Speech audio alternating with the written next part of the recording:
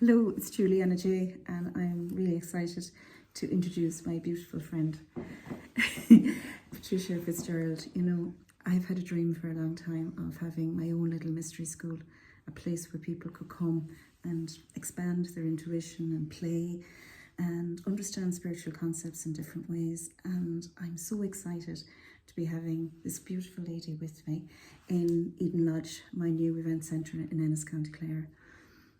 Many of you will know what sacred geometry is. Many of you will be very au fait with the work of Healing Creations, which is Patricia's company, where she does these exquisite representations of what she sees as her downloads and presents them in full colour. And what I have loved about her work is it transports, it transcends. So as you look at it, you see through your lens what it is that you need to see, what your soul is trying to bring you to. So I'm very excited to say we're going to do a Sacred Geometry Day where we will have a school for a whole day doing sacred geometry, where you can come and learn to play, to intuit, to explore and to expand. And Patricia's been running these for some time now. So I'd love her to explain to us maybe her love of sacred geometry and how these days roll for her and for the people who come to be in her mystery school for the day. I am so looking forward to it, Juliana, and hi everybody. So my name is Patricia and I'm an artist based in Marley Park in Rathfarnham, and I'm heading down to Ennis. I haven't been to Juliana's before, so I'm really looking forward to it. I've given workshops all over the country and abroad on sacred geometry, and they're usually a day long, which on this one is a day long. And what we're going to be doing is exploring very intuitively sacred geometry and what it can bring to you. So it's a very nourishing, healing day. We'll do a bit of meditation. You'll kind of you'll have a lot of insights during the day. It's a very nourishing. We have music on during the creative process, and the idea is that when you're creating your mandala or your geometries, some of them are more geometric than others. Some people get very geometric, some people can be much more free with it, free flow with it. But often things come up during the creative process, this inner voice that we all have, you know, the monkey mind or the inner critic that we all have. And so some people find, you know, they see the geometry set and they go, oh my God, I can't, it's maths, so I was always really bad at maths. Or some people see the colouring materials and they have a block around their creativity, and it's really opened a lot of people's creativity, which has been fantastic to see. Or it could be that you're looking around the room at everybody else going, oh look, everybody else is better than me, I'm rubbish, you know, so this inner critic.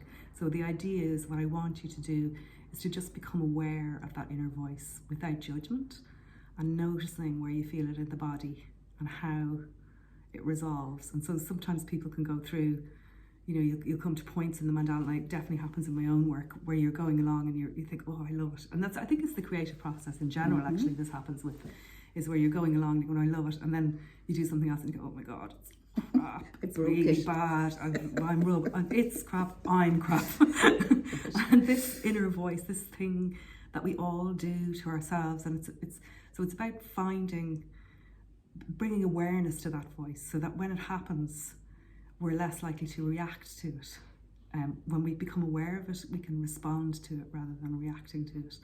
And that gives you such power, because if you can mirror that back into your life, you know, it gives you the power to kind of stop. You know, there's a great quote by Viktor Frankl, you know, between stimulus and response there is a space, and in that space is your time to choose your response. So it's something along those lines, but that's what it is. When we become aware of those inner triggers within ourselves and where they are felt within the body without judgment, we can get to know them and become friends with them. And so when they happen in the real world, you can respond in a very different way. So it's each time you do this work, it's different. Every mandala you'll do is different. Every mandala I do is completely different. I couldn't, if somebody asked me to do one twice, I couldn't. I want to say as well that there's no need to be artistic to do this. I'll guide you on it. It's within all of us. I provide all the materials and a safe space in which to do this work. So you will end up with a beautiful piece at the end of it, but it's much more about the process than it is about the actual piece. And even sometimes there's been certain workshops where we've burnt the pieces afterwards. Okay. And that's been, that's a very, very powerful process. I did that a lot when I began creating mandalas. I probably did it for the first 2 years. I burned a lot of them because it can bring up a lot of inner, triggers, traumas, whatever you want to call that, within you. So sometimes letting go of those things is great. It can bring up tears, it can bring up emotions, it can bring up huge joy. So, it's always the flip, it's always the paradox, there's the light and the dark. So it's not shying away from the dark parts of ourselves and being, spiritually bypassing. It's looking at it full on, accepting the self. So that's really... I see them as portals to the soul.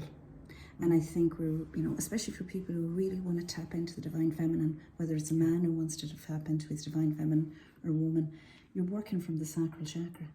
And you're moving through the power of the compass, the power of the pen, the power of the colours, that intuitive process. You're moving that Kundalini energy up and you're giving it expression. Yeah. And I think we need to express, and words sometimes fail us. Mm-hmm. So having art, we're really putting our divine imprint on a piece of canvas, which we can choose to love or reject. And it's a chance to explore, and I really hope that you'll find a way down to Ennis, County Clare, to be with us in this beautiful setting where you can find that inner child and let it out. And give it expression. And I work very, very intuitively, so it's not very rigid. You can do psychogeometries that are particular, and sometimes I do that, like a Metatron's cube or a flower of life. But you can also work extremely in a feminine way, I would say, very, very intuitively and in flow with it. And like Juliana said, it's about definitely about balancing the masculine and feminine aspects within. And that's nothing to do with the sex, it's to do with the energies within. So the feminine is the receptive energy. So it's the receiving of ideas. It's those ideas that come to you in the shower when you're taking a walk in the forest, whatever. The way things pop into your head. That's the answer. That's letting that feminine energy through. The masculine energy is the ability to take those insights or ideas and bring them manifest them into the world. So that is what Jung would call the hieros gamos, the marrying of the masculine and feminine energies within. It's the anima and the animus. So it's a fascinating process. And I will also give a presentation about mandalas and the history of mandalas and mandalas in nature and the universe. And so that's all. Guys, if this is your gig, make your way down to Ennis. We've parking outside, there's a cup of coffee inside, and there's time for you just to have a day out, to retreat and to find yourself. Yeah, and we certainly need it in these times for sure. Absolutely. I'm going to put a link here where you can book, and I hope to see you at my centre in Eden Lodge. March 9th. Yes. Sunday, March 9th from 10:30 a.m. to about 4:30, 4:45, in and around that, depending on how many we have. Lovely. Okay. Okay. Namaste.